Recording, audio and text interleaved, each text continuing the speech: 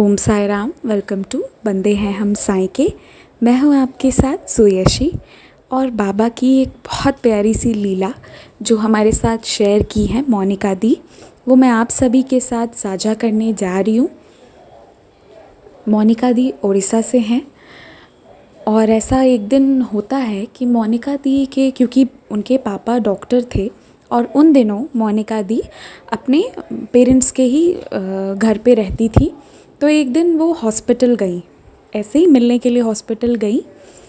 तो उनकी जो भाभी हैं, शी इज़ ऑल्सो ऑप्थेल्मोलॉजिस्ट, तो मतलब कि वो भी डॉक्टर हैं, उनकी भाभी भी डॉक्टर थी। तो वो बोली अपनी भाभी से कि आप हम सभी की आइज़ का चेकअप कर दीजिए। और उनकी भाभी उनके कहने पर चेकअप करने लगी। पूरी फैमिली की चेकअप हुई तो ये पाया कि उनकी जो बेटी है उसके आँखों की रोशनी तो बहुत कमज़ोर थी। उनकी भाभी ये कहने लगी कि ये देख कैसे पा रही है, इसके आँखों की रोशनी इतनी कमज़ोर है, वेरी पुअर आई साइट, ये देख कैसे पा रही है। मोनिका दी को बहुत दुख हुआ कि ये क्या कह रही हैं और मोनिका दी रो रही थी उसके बाद, क्योंकि उनकी बेटी बहुत छोटी थी, 5 साल की थी। तो उन्हें लगने लगा कि ये कैसे हो गया, ये क्या हो गया। तो उन दिनों मोनिका दी की मम्मा जो हैं वो बाबा को मानती थी, तो उनका कैलेंडर जो था, बड़ा सा कैलेंडर अपने बेड के पास वो लगा कर रखी थी। तो मोनिका दी उसी कैलेंडर के पास खड़े होके रोती थी कि बाबा ये क्या हो गया, ये क्या कर दिया। इतनी छोटी है वो और उसकी आंखें अभी से ही ख़राब है और पूरी ज़िंदगी उसके सामने रखी हुई है, ये क्या हो गया। और रोती रही वो उस कैलेंडर के सामने, जहाँ कैलेंडर पे बाबा थे, बेड के बगल में ही वो कैलेंडर था। और फिर दूसरे दिन वो उदास होके यूं ही रो रही थी। फिर बाबा के सामने वो ऐसे ही कह रही थी कि आपने ये क्या कर दिया, ऐसा क्यों हो गया, इतनी छोटी है वो। ऐसा सिलसिला 2 दिन चला। फिर तीसरे दिन भी वो यही कह रही थी कि उसी वक्त जिस वक्त वो बाबा के सामने रो रही थी, बहुत रो रही थी, वो रोती थी उन्हीं बाबा के सामने कैलेंडर पे। तो तीसरे दिन जब वो रो रही थी तो उनका फ़ोन बजा। अब वो जब भी निराश रहती हैं या उदास रहती हैं तो वो फ़ोन नहीं उठाती हैं, उठा ही नहीं सकती हैं चाहे कुछ भी हो।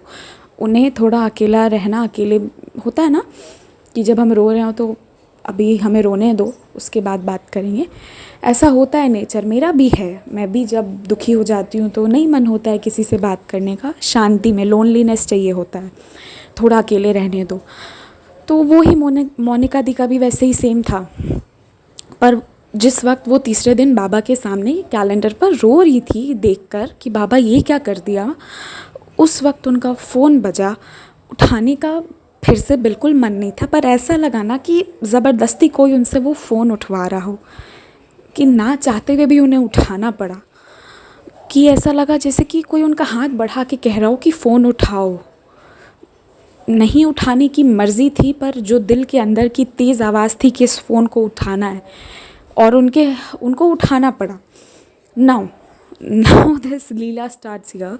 उन्होंने जैसे फ़ोन उठाया तो उधर से कोई कहते हैं, तुम रो क्यों रही हो, सब ठीक हो जाएगा, जो हुआ है अच्छे के लिए हुआ है और आगे भी जो होगा वो अच्छे के लिए होगा। और ये एकदम शॉक्ड कि ये क्या बोल रहे हैं।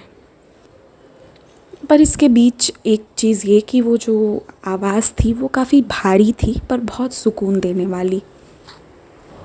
वो आवाज़ तो पहली बार उन्हें सुनाई तो उन्हें समझ तो आया, बट वो फिर से सुनना चाहती थी और क्लियरली। तो उस आवाज़ ने फिर से वो बात दोहराया, तुम रो क्यों रही हो, सब ठीक हो जाएगा, जो हुआ है वो अच्छे के लिए हुआ है और जो होगा, फिर से सुनिएगा आप लोग, जो होगा वो अच्छे के लिए होगा। ये बातें वो बोल गए उधर से, भारी सी आवाज़ पर बहुत सुकून देने वाली, बहुत प्यारी सी आवाज़ थी वो। मोनिका दी बिल्कुल शॉक्ड रह गई कि ये कौन थे, और वो समझ गई कि बाबा के सामने वो बैठकर रो रही थी और वो कोई और नहीं, खुद बाबा का फ़ोन आया था मोनिका दी के पास।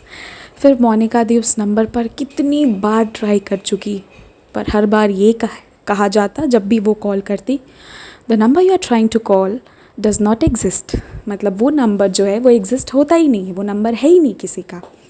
लेकिन उस दिन कॉल आया, और कोई भी इंसान दूसरे तरफ से ऐसे कॉल करके कहेगा भी नहीं किसी को कुछ भी। हम ऐसे थोड़ी होता है कि कोई किसी को फ़ोन करके कुछ भी बोल दे। हाँ, और वो भी, और देखिए जब भी बाबा ऐसे लीलाएं करते हैं ना तो वो फील हो जाता है, वो समझ में आ जाता है, हमारी वो सेवेंथ सेंस होती है ना, वो हमें फील करा देती है। और मोनिका दी उसके बाद, उस दिन के बाद से वो बाबा को मानने लगी, क्योंकि वो बहुत रो रही थी और बाबा खुद ही कॉल कर दिए। और उसके बाद जब वो अपनी बेटी को शंकर नेत्रालय लेकर गई, तो जैसा कि बाबा कहे थे ना कि सब ठीक हो जाएगा, तो डॉक्टर वहाँ यही बोले कि जब ये 18+ की हो जाएगी तो वो लेज़र एंड ऑल जो होती है ना वो करके फिर वो ठीक हो जाएगी, उसका स्पेक्स भी उतर जाएगा, बट 18+ होने के बाद, ऐसा डॉक्टर वहाँ बोले। एंड देन मोनिका दी वॉज रिलीव्ड कि चलो ठीक है, अब टेंशन नहीं है। तो ये बाबा की लीला थी, ये बाबा का करिश्मा था। और सबसे बड़ी बात तो ये थी कि बाबा का कॉल आया था, ये बहुत बड़ी बात है। उन्होंने सच्चे दिल से बाबा को पुकारा तो बाबा कैसे उन्हें रिप्लाई नहीं करते। इसलिए जब कोई सोर्स नहीं मिले, कुछ नहीं मिले, तो बाबा को कहा जाता है ना कि साईं को कुछ नहीं चाहिए आने के लिए, उन्हें ना किसी की मदद चाहिए हमारे घर तक पहुंचने के लिए, ना कोई दरवाजे चाहिए, वो उनको आना होगा, वो कैसे करके भी आपके पास आ जाएंगे, यही बात है। और जो लोग ये सोचते हैं ना कि हम बाबा से रोज़ इतनी सारी बातें करते हैं, बाबा सुनते भी हैं या नहीं, तो बाबा आपकी एक एक बात सुन रहे हैं और वो रिप्लाई भी दे रहे हैं। अनुभव कीजिए, सत्य पहचानिए। जब आप उस वेवलेंथ से कनेक्ट होने लगेंगे, जब आप थोड़ा ध्यान देने लगेंगे कि मैंने पूछा था, मुझे रिप्लाई मिला कि नहीं, हाँ, तब आप अपने आप आपको ध्यान आ जाएगा कि मुझे तो रिप्लाई मिला था। बहुत लोग हैं ना जो उन्हें ऐसा लगता कि बाबा मुझे सुनते ही नहीं हैं, पूरी दुनिया के साथ चमत्कार होती है, मेरे साथ तो हो ही नहीं रही है। तो आप इंतज़ार कीजिए, आपके चमत्कार का वक्त भी आएगा। और चमत्कार क्या, ये तो बाबा की ब्लेसिंग्स होती है, आशीर्वाद होते हैं। मोनिका दी की एक और कहानी में बहुत जल्दी, एक और आशीर्वाद जो बाबा के द्वारा मोनिका दी को मिला है वो मैं शेयर करूँगी चैनल पर ही, यहीं पर ही शेयर करूँगी, फिर 2-3 दिन बाद शेयर करूँगी। आप लोग जुड़े रहिएगा और अपने अपने अनुभव भी शेयर कीजिएगा।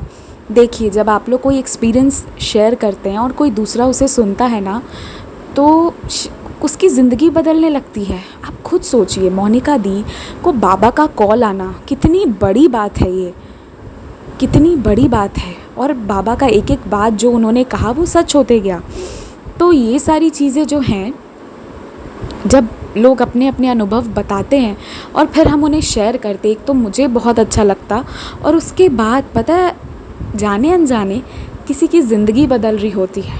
कोई बाबा को नहीं मान रहा, या कोई बहुत अकेला है, लाइफ में बहुत परेशान है, और वो साईं शरण में आ रहा है, हमें सुनकर उसे बाबा पर विश्वास हो रहा है। इससे अच्छी बात और क्या हो सकती है। इसलिए अपने इस बिज़ी से शेड्यूल में प्लीज़ 5 मिनट निकाल कर मुझे आप बस ऑडियो भेज दीजिएगा व्हाट्सएप पर, और वो मैं सुन के यहाँ पे अपने ऑडियो में ज़रूर डालूँगी। मैं इंतज़ार करूँगी हर एक एक्सपीरियंस का। ऐसा इसलिए कि हमें अभी पूरी दुनिया में साईं नाम करना है, सभी को मिलकर, आपको, मुझे, इस पूरी फैमिली को मिलकर। ओम साई राम।